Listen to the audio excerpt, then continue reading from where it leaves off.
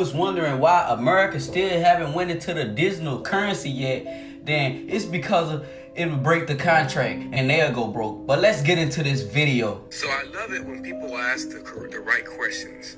He says, so if we have loans through these banks, do we have to pay them back? There's a transition going on in this country. And if you heard of FedNow, if you heard of CBDCs, if you heard of our country transferring our money over to a digital currency, which may be the reason why these banks are doing what they're doing, that's just my thoughts.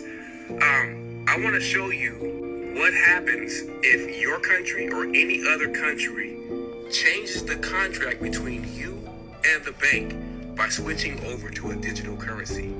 And this is just somebody's perspective, so you guys let me know what you think, and you let me know. Let me know. You think we still have to pay these loans back if the contract was breached? Check this out. Your debts are cancelled. And no one seems to be talking about this, so I will.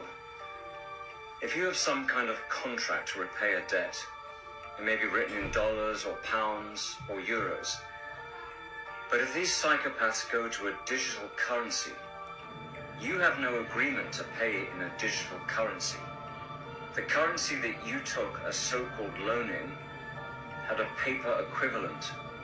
So if they want you to pay in a digital-only currency, that is retrospectively changing the contract, which they cannot do.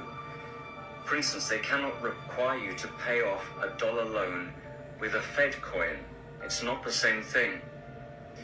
Now, chances are the original contract for debt was unlawful anyway, and you already don't owe it. But in any case, seems to me the faster they go to a digital currency, the faster they discharge your debt.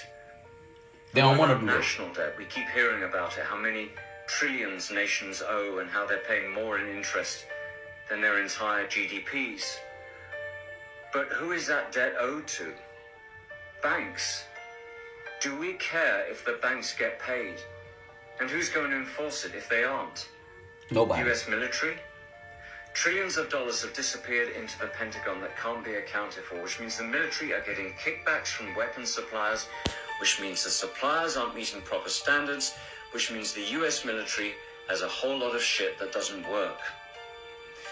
Besides, if it's politicians and bureaucrats who ran up the debt, let them be the ones to repay it, not the people.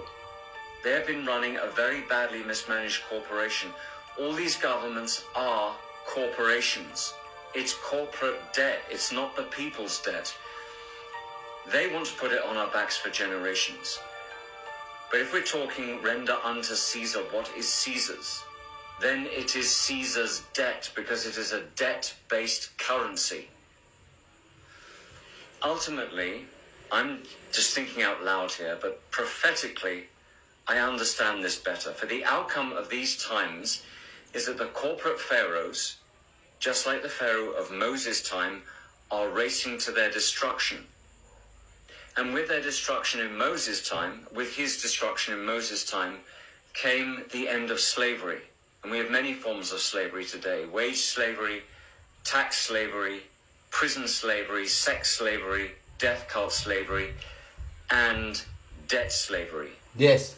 And this shall all be destroyed. So be it.